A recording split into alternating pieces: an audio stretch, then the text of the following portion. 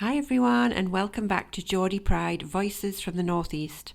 On this episode we sit down with Peter Lawson, the Secretary of Easington Colliery Brass Band. With over 56 years in the band, Peter shares his incredible journey from joining at just 11 years old to helping steer the band through challenging times after the colliery's closure. Peter reminisces about the evolution of the band and the vital role it continues to play in both local heritage and community spirit. Peter also shares how the band ended up recording with none other than Sam Fender on his moving track Remember My Name on his latest album People Watching, which is a great story. We explore Peter's decades of dedication, celebrity encounters including Elton John and even Ant and Dec, and his deep-rooted pride that keeps the brass band alive. So settle in, grab yourself a cuppa and enjoy our chat with Peter Lawson.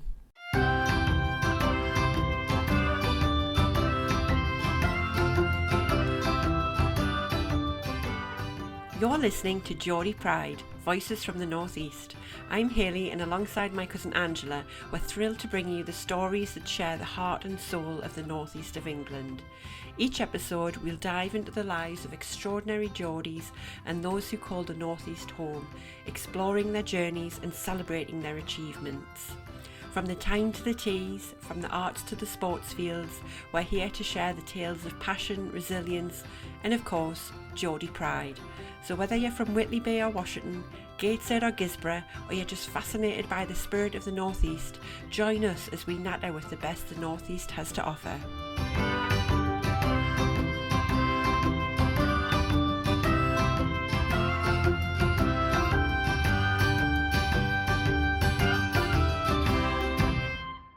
Hi and welcome to the podcast, Peter. Thank you for joining us. You're very welcome. Could you tell us a little bit about yourself and your background in the Northeast, where you come from? Yes, I'm the Secretary of Easington Colliery Brass Band. I'm originally from Easington, so my heart's always been with the colliery.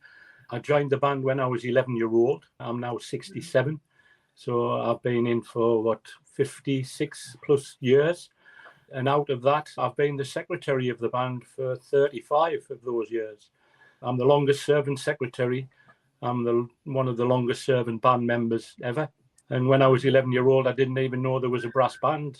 I just went down with my friend just to make the numbers up. And I've been there ever since. Proud of my little achievement of continued attendance to the band. And hopefully I've made a big impression on the band, because the band is about 109 years old now. So I've been for the best part of that 50% of those years. And when the colliery closed in 1993, likewise around the country, there was a lot of bands who fell by the wayside, because every band was sponsored by their particular colliery. So when all the collieries closed, all monetary income to keep a band going had gone. So we've been mainly self-supporting through those years since 1993. Oh, it's an achievement, that, Peter. We've been there for such a long time, part of the furniture. Yes, it is. So what instrument do you play, Peter? If we go straight back to when I was 11-year-old, I was in the junior band, knew nothing about music, picked up this battered old instrument. It was a flugelhorn at the time, and it was the only instrument that was left. To get the basics, the rudiments of music, I used this flugelhorn, and I wasn't suited to the flugelhorn. You've got sort of an embouchure. It's a comfort fit to how the mouthpiece fits onto your mouth. So a small mouthpiece was no good for me. I went through a number of the instruments to get where I was, which was the euphonium. And the euphonium in orchestral terms is like the cello. So like a solo bass instrument. And I was on there for the best part of 25 years, assisting John Oates, who was our principal euphonium player at the time. And then there was a gap in the bass, the tuba section. So we were able to get a new euphonium player in, and I moved onto an even bigger instrument, which was the tuba. And I've been there really ever since. Wow. So I can't pronounce it. Euphonium. Euphonium. Thank you, Peter. Yeah. So is that as big as a cello? No. No. It's How much of it? No, me neither. So it's where trumpets are normally where they're pointing out, and you have like the bell pointing towards you. Most of the other instruments sit on your lap, and the music comes out of the bell from above your head.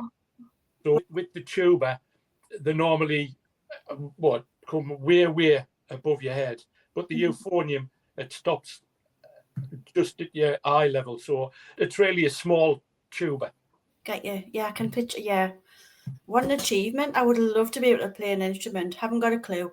I could play chopsticks on my little keyboard back in the 80s, and maybe there's a little tune on my recorder, but probably that's it.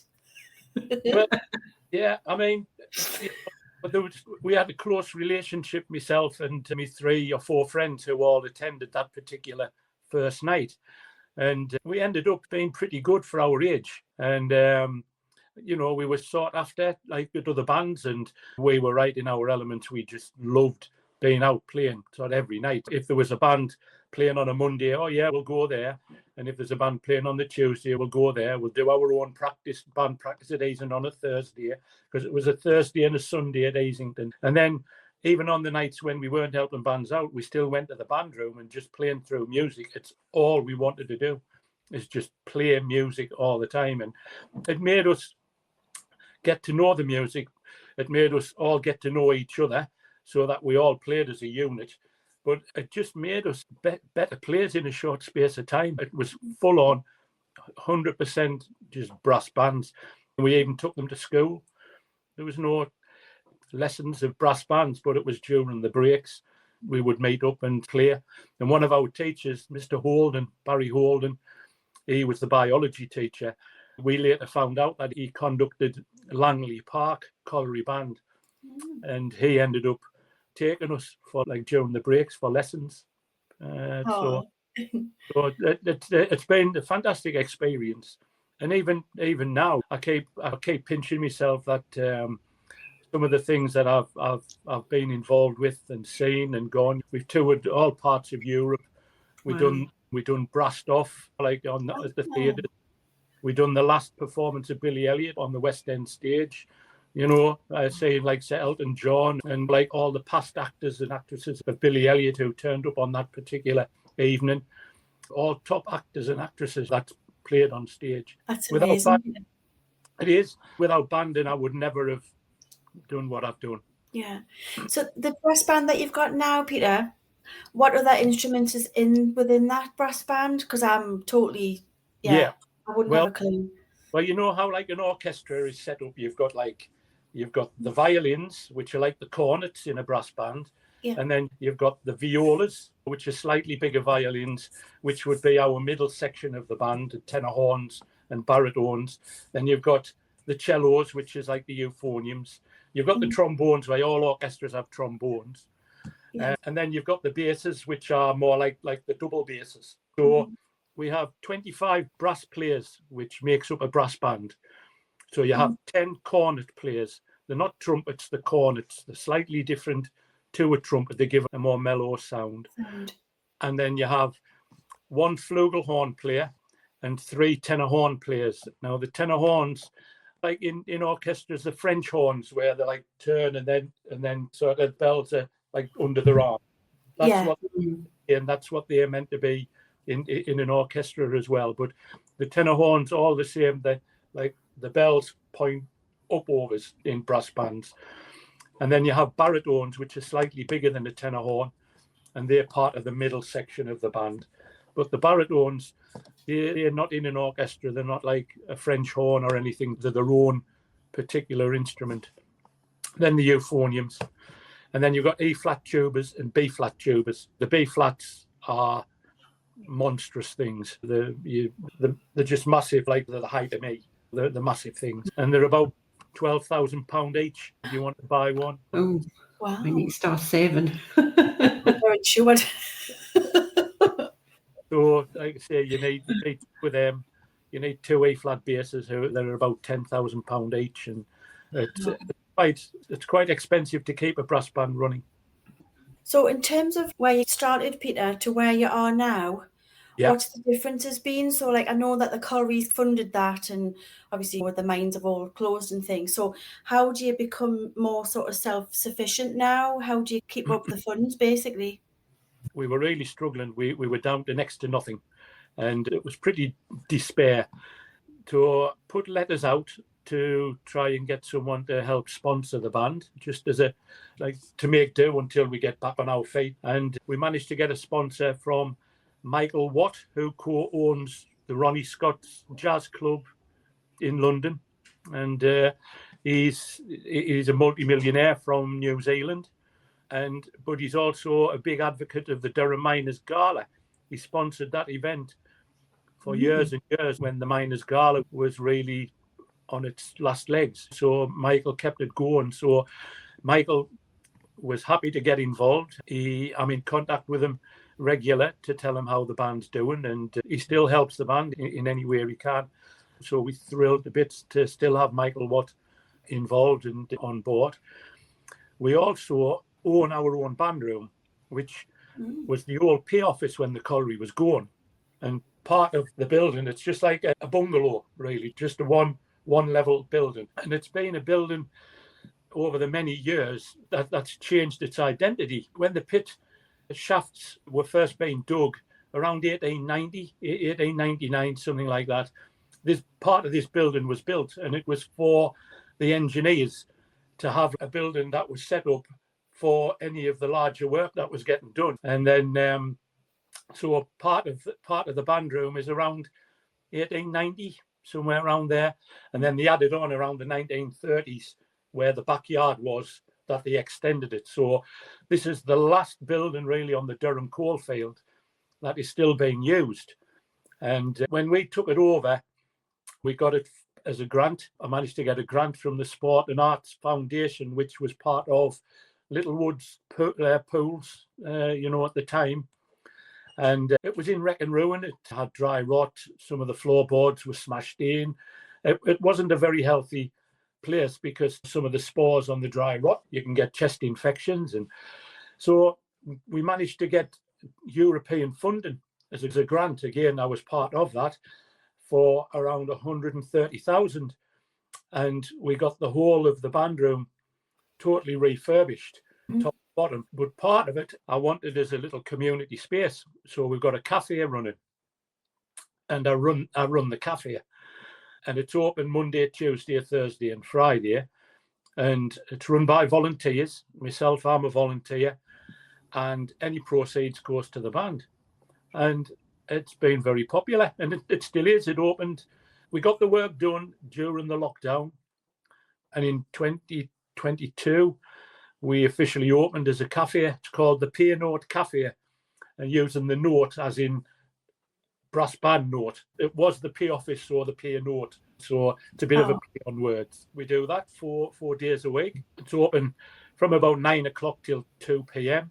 Where the band room's situated, it wasn't on the pit grounds, or it would have been knocked down. It was on the road opposite to the pit itself. That now is a nature reserve.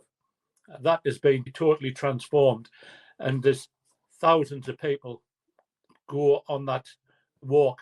It's opened up all the way, right the way around the country. You can walk, and part of the walk is to coming from Seaham all the way down to Hartlepool.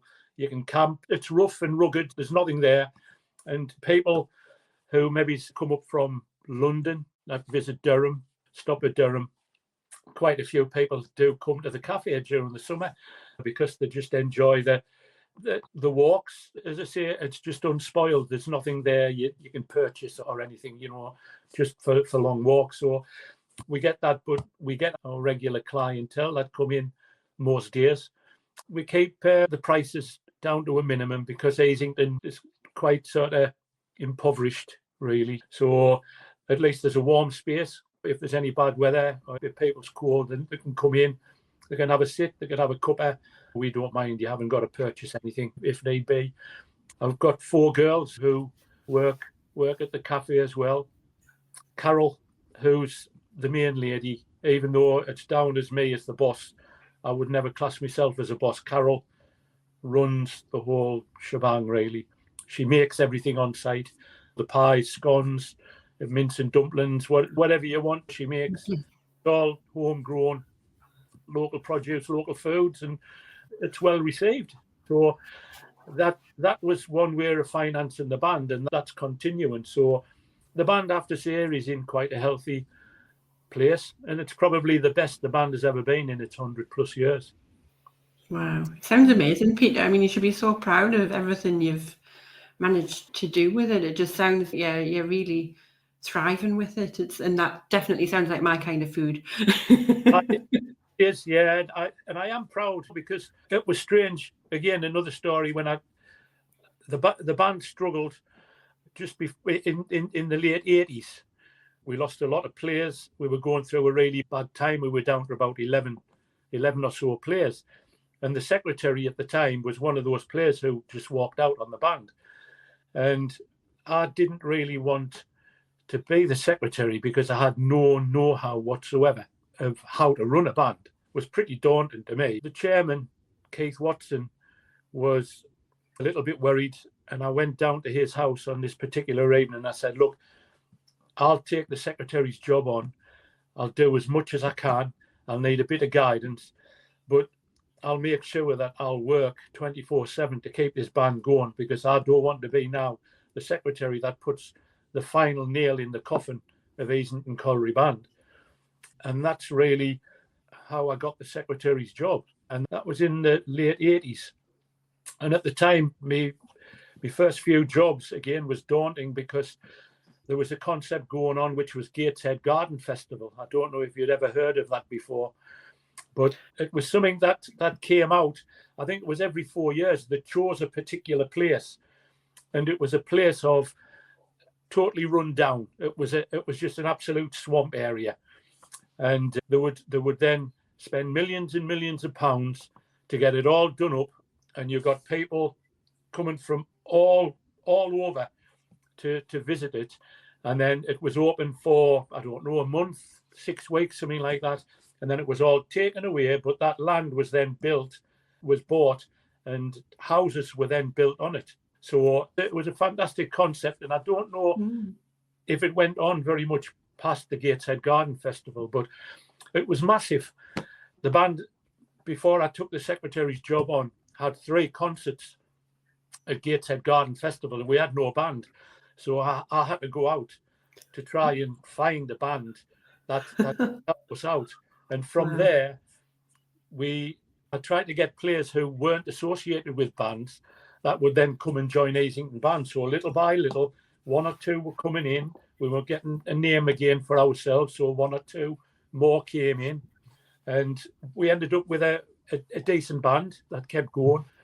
We had a major sponsorship with Saga Holidays as well at the time, where we were doing 26 concerts through the summer, where any people who were stopping in Durham, they stopped at one of the universities in Durham, and we would play on a Tuesday and a Thursday evening to the holiday makers, and it was very popular. They loved the band playing the concerts. It was a good evening, and it was well paid.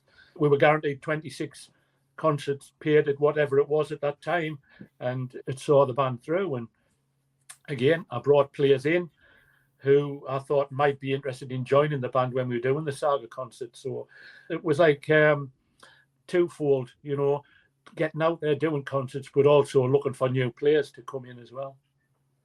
Sounds like the X Factor. Peter, how would you, in your words, how does the local community feel about the Colliery Band? Obviously, it's been many years since the collieries have shut down. Has the attitude changed? Is it, because myself and Angela, we're from Ashington, so we're from a mining village. We know the passion behind the mining community, and then obviously the Colliery Band's associated with that. Like, how have you seen that over the years? Like, how has it changed with the shift of the collieries closing? Massively. It was different when the pit was going. You had other outlets. You had the first aid groups. You had so many little different sort of facets going on that was associated with the colliery. The football, the cricket, all this, they had their own teams, and the first aiders, they went out to different competitions and all different things. So we weren't a priority for the band. I've got to pay sixpence for you. And there was a bit of humming and hawing at the time. And it was a little bit fractious because when Armistice Parade was on, which was somewhere around the 9th of November, somewhere, and it used to be the Sunday nearest the 11th of November, that was always the weekend of the Mine Workers National Competition. So all the brass bands that had, like all colliery bands, would meet up at Blackpool to play in the Mine Workers competition. And it was massive for us because it was one of the biggest competitions in the country, if not Europe. But it always ended up on the Armistice weekend. And the people of Easington used to hate that. Where's our band when it comes to, like, sort of look at our local lads who died for the Easington people in the war, and there's no band, you can play the last post or whatever. So they used to get the Salvation Army in to do the job. But little by little, as the colliery closed and all the other, like, little sponsored first aiders and things, they just felt a bit. We kept our name as Easington Colliery. We've always kept that colliery name because we want to be associated with the colliery, but also its northern heritage of coal mining in the Durham coalfield. Some of the colliery bands have taken the colliery out, and I think that's wrong. We steeped in a lot of history that's now no longer there, and he is now our Labour government, like, crying out wanting coal, and all the mines are now shut. But now the people of Easington absolutely love the band. We do as much as we can for them. We do the Armistice parades. We do as many jobs as we can. We even now do a little Christmas carol service outside the cafe. Carol puts on, like, free food and drinks for the kids, and we'll do as much as we can. We get people coming in. As I say, the cafe opens around 9, but I'm there from about 7:45, and we've got people coming in who love the band, and they just come in and just gas away. Hey, Peter, what about the band doing this? Or I'd love to see the band up in the club, and we'll put the buckets around, you'll get some money. And I'm saying, yeah, it's just trying to find time, because at the moment we're just so busy. But it has changed immensely that the people of Easington really love their own band, because, again, say the Miners Gala, the Easington banner and Easington band are together, and there's not many now in the Miners Gala that have their own banner and their own colliery band with them. You might have, say, Cox Colliery, but they might get a band from Yorkshire because they haven't got a band. Things like that, that they see that close association, that the band is trying to do as much as they can for the local community. So I bet one of the things that they've been asking you a lot about lately, which is exactly what I'm going to ask you now. A few months ago, we found out that you guys had performed on one of Sam Fender's songs, which is an absolutely beautiful song. I love it. So how did that come about? Like, how on earth did that happen? I think it was in 2023. I got a phone call from Sandy Smith. Now, Sandy Smith's big in brass banding. He's been up and conducted the band on a few occasions. He plays, he's one like a premier soloist in brass band, and he plays for all the top bands, your Black Dyke Mills, your Brighouse, Fairy Aviation Band. These are the higher echelons in, like, world bands. With me asking him to help us out on a few occasions, he got a phone call from Marcus Graves, who's one of the editors of the People Watching album. And he said that Sam Fender wrote this song, Remember My Name, for his grandma and his granddad. And it's because he loved them that much that he wrote this song with his grandma having dementia, that he wanted a song writing, and he wants to put it on the album. Sandy got the tune, or Sam Fender playing it, and then Sandy arranged the brass band music. And that was in the March, I think it was, the March of 2023. And then we got a phone call saying we would like to meet up with you to do the recording of Remember My Name in May of 2023. And we were looking all over. They asked me to try and find a place to do the recording. So I thought what was up was Red Hills, which is the home of the Durham miners. That's the Pitman's Parliament, where it was associated with the Parliament. But they went out and it was a little bit too ringy. They needed a more of a dead sound. So they ended up finding a recording studio in Morpeth. And they said, we're going to do it here, Peter. And can you meet on the so-and-so day? So we all met up. We all had our uniforms on because, like I say, we were told they were going to video it as well at the time. But he says that Sam probably won't be there because he's out and about. He's got like other things going on. So we all got there. We started to do the recording, and then Sam and all his group came in. And they said that, like we're so eager to hear it. And he was very emotional. He was crying through it, And it was then that he told us the story of why he wrote this. This is totally out of context with his normal music. It's such a sad ballad. But it depicts, as I say, the love that he had for his grandparents, and he was devoted to them. And with his grandmother having the dementia, she had a colliery background. And it was through that they asked Sandy, do you know a band that has a colliery background that might be interested in doing it? And Sandy phoned me, and because he said, yes, I think I've got a band. And he phoned, he said, Peter, would Easington be able to do it? And I said, no problem at all. But I hadn't told the band then. That was it. There was no way that they weren't going to do it. So that's how it happened. It was just we were at the right place at the right time. Maybe it's lucky that I'd got Sandy up to conduct the band, and maybe, as I say, it was through that we got involved. It was a fantastic day. He was that emotional about it that he sang on that day with the band playing it. That wasn't the official recording. He just wanted to sing. And again, he was very emotional. He was crying through it, and all his group, they were all there. They just couldn't believe how great it was. And we were there from about 8 o'clock till 4 o'clock, recording the same piece over and over again.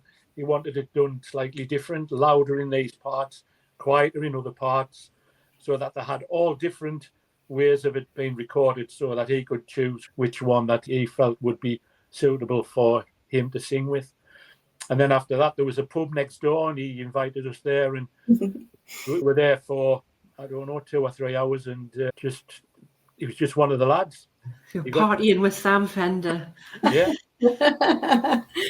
Amazing. Jackets as well. Yeah, I gave him one of our concert jackets. They're like a mess jacket, like an army jacket, and it's like red lapels. It's black, red lapels, and it's got gold epaulets, and so he held onto it. And I might have seen a photo of him in that. Is there a picture of you both with him, and he's got that jacket on? Yeah, send you that. Yeah, that would be brilliant. I'll share it on social media. That would be brilliant. So the obvious question is, what is Sam Fender like in real life? Because he seems so down to earth, and so I think that's to be fair, a lot of Northeast people in the limelight do just seem very. You could just go down to the pub with them and have a good laugh. What's he like? Is he as calm and collected as he seems? Yeah, just one of the lads. Just nothing was a bother. He would go over and just start chatting away. There was no airs and graces about him. He is really just a colliery lad, really at heart. He would fit in exactly with my ethos of sort of colliery life, and he just fit in. But I said, well, why, because half the band Sunderland supporters, and so terrible. So the old black fight might go down of a bit of a problem. We said, well, what about if you want us, if I can get a band to play at St James's Park? I says, you might have to twist my arm on that one, mate. Are you gonna go to St James's Park when he does this summer? Because I'm going. I might be able to see it. You never know. Oh, you'll have your Sunderland supporter t-shirt on, won't you? Yeah, we're going to have red and white shirts on. So I think the answer is they might be there, but he's not allowed to say it. There's things going on behind the scenes. I don't know as yet, but I'm hopeful. Is it one of them things, Peter, that you're not allowed to tell us when they're on the rain? I'm not allowed to tell you there's something in the ethos, there's something happening, but I'm not allowed to tell you. Yeah, I've signed secrecy clauses. But that would be amazing, though, wouldn't it? Like playing at St James's Park, because I watched him there a couple of years ago, and the atmosphere is just fantastic. But I could imagine like the band energy like there would be intense. I can imagine. Yeah. Again, we were thinking it would be great if we could do Local Hero, something like that, and Remember My Name. But yeah, about that, we were still unsure if it would go on the album. And we finished that particular day recording, which was in 2023.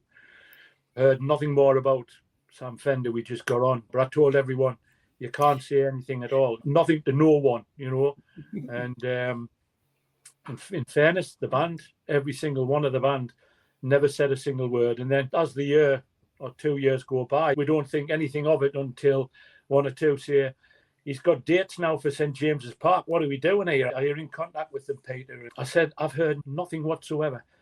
And then I get a phone call from his manager saying, Peter, he's going to use Remember My Name as a single, as one of the 4 that's going to be out. We want a video done. Was it on, I think it was going to be released on Valentine's weekend. I think that's when it was going to be released, February the 14th. That's right. Can you turn up to do a video of Remember My Name on the 8th of February? Just like that. This was a week before. And I'm thinking, God. I've got 25 plus, because I said, but these people have jobs. There's nurses, doctors, engineers who work at weekends. It's not like you can drop everything at the drop of a hat. And I'd be there in a shot. But because I said, Sam Fender wants us to do a video. Yeah, I'm there. I'm okay. So everyone turned up, and we done that video. Now, we were there all day for those little shots that were done in the video of that. But I've been told there's going to be an extended version of that where the band will be in more of it. So yeah, then we did the video, and they said it's going to be out for release on the Friday. That was the Saturday. So there was a full week to edit it all, and then it went out for the release on the Friday. It was as quick as that. And then, like I say, everything just went out, YouTube and everything, and I was watching all the comments that were going on. Wow, fantastic, using a brass band, and thumbs up like that, and like all the way through. And it was really good. It did go pretty viral. I mean, the amount of noise I heard about it on social media was amazing. And then when I heard that they've used a local band, it was like, oh, that's like, it made it even more emotional, I think, because I'm not afraid to admit it. When I heard the song and when I saw the video, I did cry. It is very touching. Like knowing that a local group was involved just added more meaning and more like depth to it. So when it was released, was that the first time that you'd heard the finished article? No, I had the full recording, but couldn't. Like I said, everything's gone through me. I couldn't even let the band know. I just had it, and because his manager said, "Peter, do you want to hear it?" I said, "Yeah, I would love to," but he says it's only for you. So I had that a few weeks before, so I knew what it was like, and yeah, I mean, it's so emotional, How did it feel, like hearing it, like the first time? Was it just waiting 2 years really for it, and then to hear it, just unbelievable. The band sounds fantastic. Just the depth of sound, like the basses, the bottom end, and like the top end of the cornets, and the middle, just all together, all like sonorous, beautiful, warm sounds. And then him, like the lyrics, they're just unbelievable lyrics. All things that probably touched his life. About to them, it's a council house. To me, it's a home. It's just fantastic. And I know I was talking to the local funeral director at Easington, and he says, Peter, this track, Remember My Name, he says, I've got 9 funerals today. 7 of them want this thing. So he says it's going to be massive for people wanting it for funerals. But people just relate to it, and some of these like proper hardened rock people who love Sam Fender just keep saying this is got to be like the song of the decade, and it's wonderful to see and to be part of it.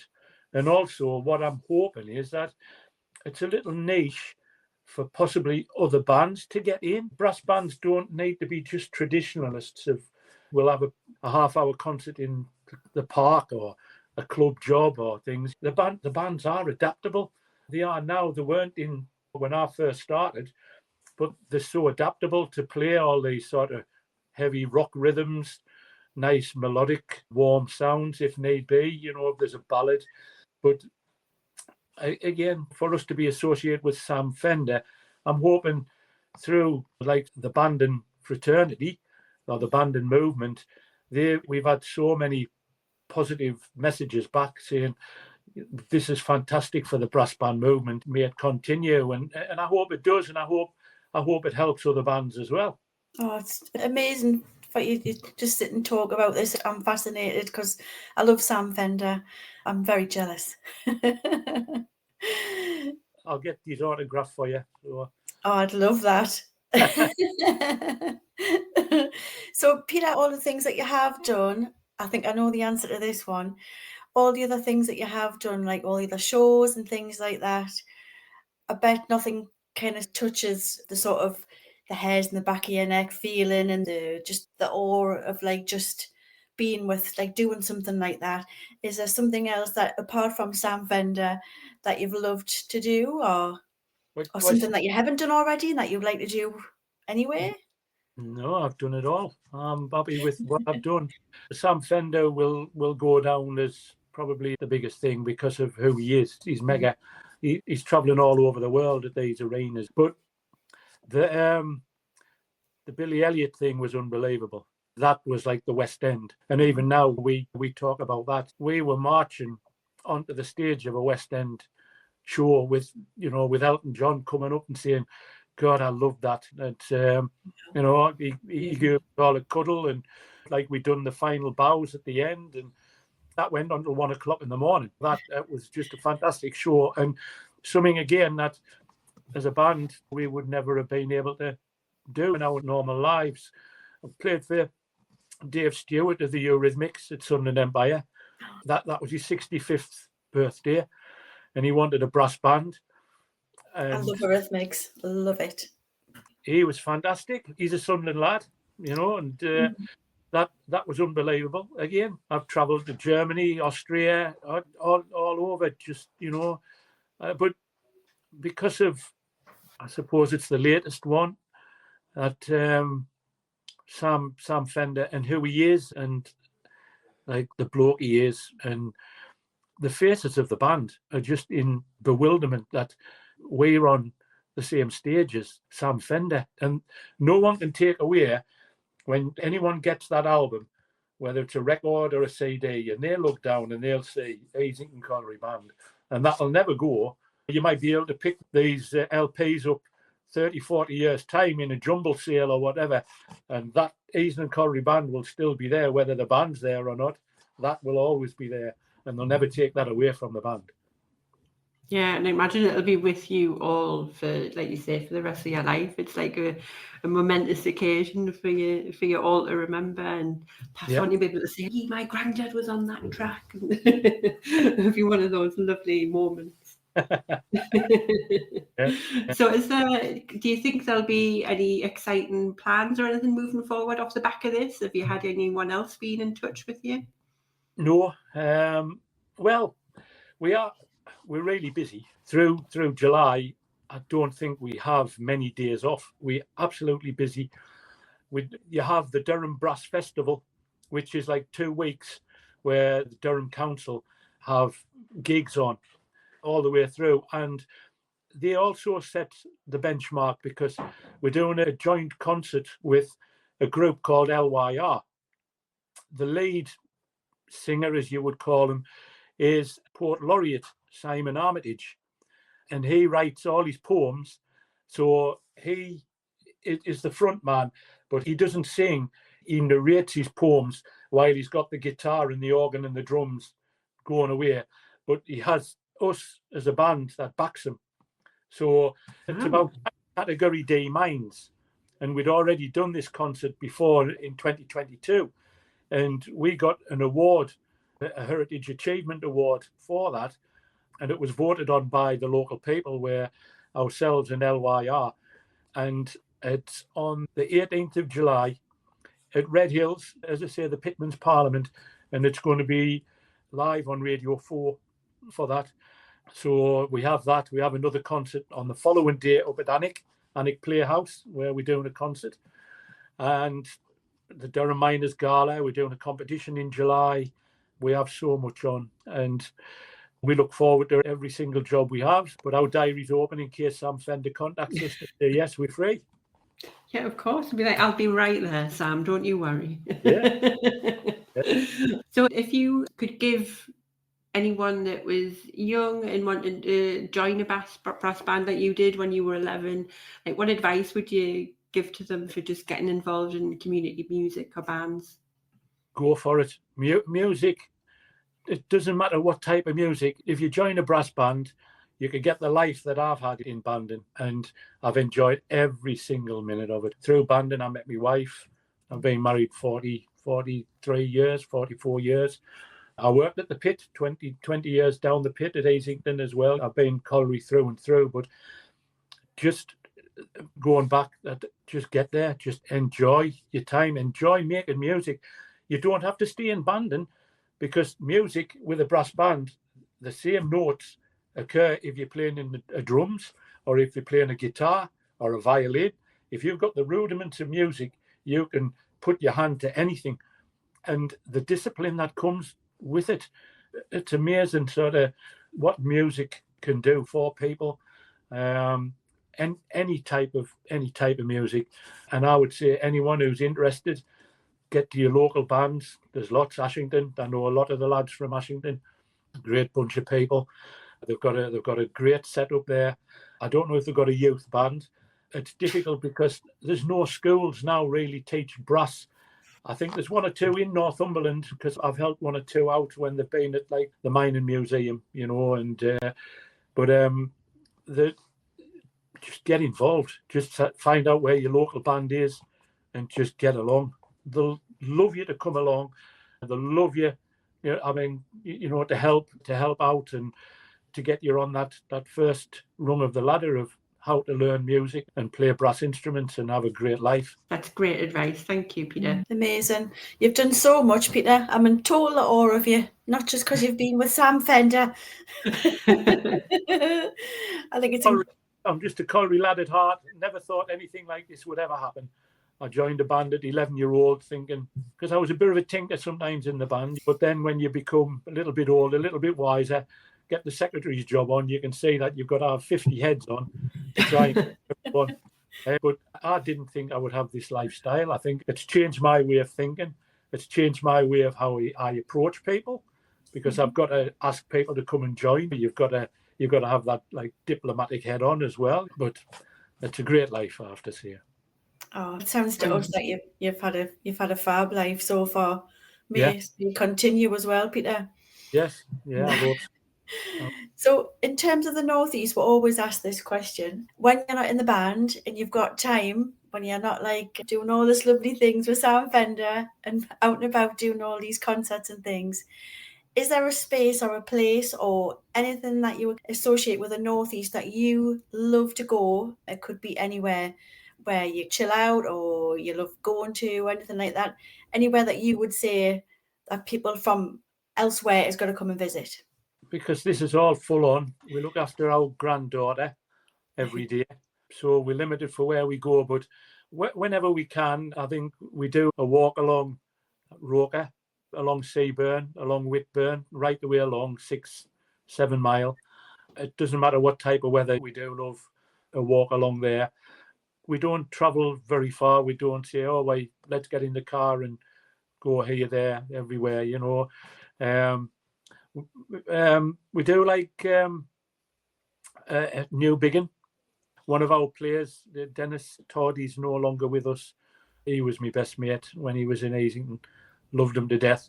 He was our principal cornet. He had Dennis Todd music. He lived on the seafront at New Biggin, so we used to visit Dennis a lot and look out to the two like the monument out to sea, of the two people. We loved it there. We love the Northumberland, like sort of beaches, unspoiled.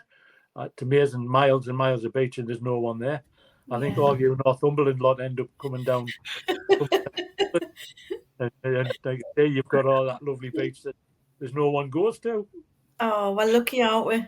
Huh? Yeah, I've noticed that though. Like when I go to the beach, it always just seems so quiet, and it's just lovely because it is so nice. You expect the whole of Northumberland to be there, but it's not, and it's just there's nothing better than just like a really quiet Northumberland beach with the castles and everything. It's just beautiful. Yeah. We're spoiled. Breweridge Bay, we love. One of my favourites. Yeah. We just park up. We bring our picnic basket and we have our picnic and then we walk, like I say, from like the information centre onto the beach and just keep going as far as we can. Just walk and walk. We just it's another lovely place. But that's about as far as we go. We have our granddaughter every day. I've got another 4 grandchildren that live in Italy. My middle daughter lives in Italy, so we go out there as often as we can. Nice. Lovely. So we're hopping to the quick fire questions, Angela. Yeah. Who's going to go? You go first. You take a pick. Right, Peter. I'm just going to pick a question here. What's your favourite Geordie saying or word? Away the lads. That's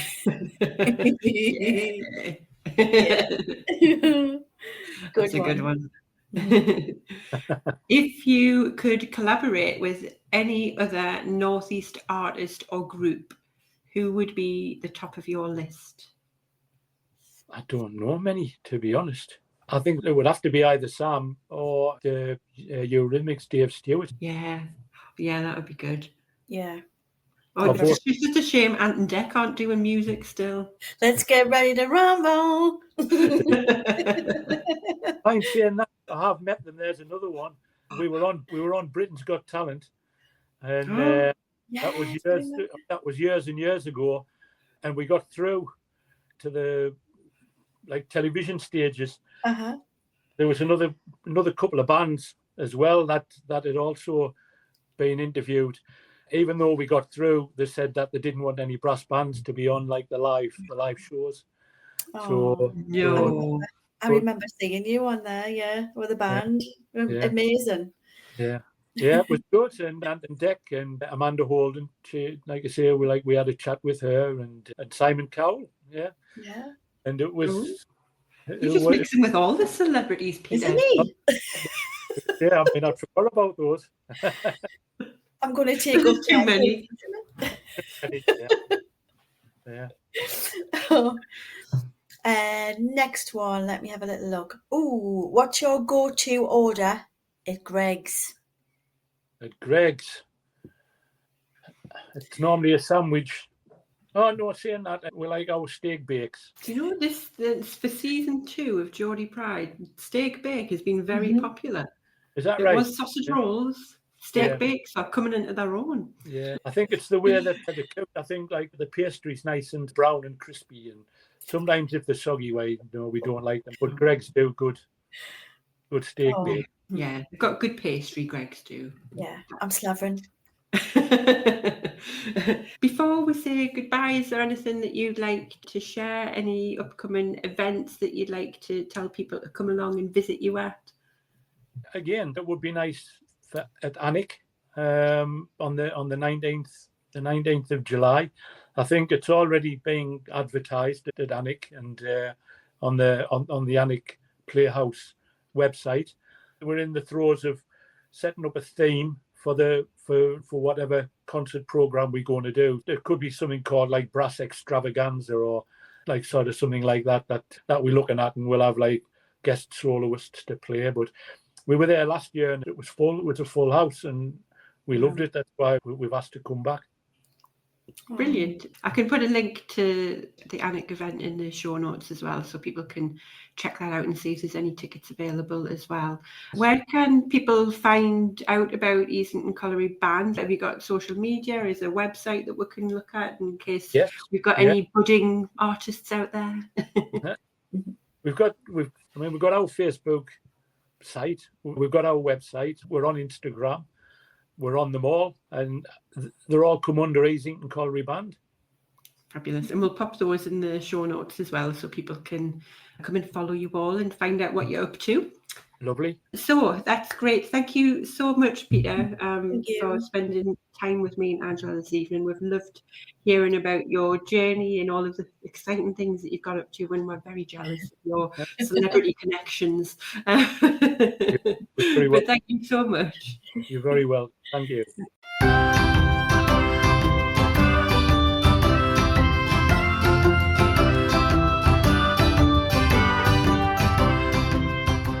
Thanks so much for listening. If you've enjoyed this episode and you'd like to help support Geordie Pride further, then don't forget to subscribe, share it with others, post about it on social media, or leave a rating and review. To catch all the latest from us, you can follow us on Instagram @Geordie Pride. Until next time, keep that Geordie Pride shining bright.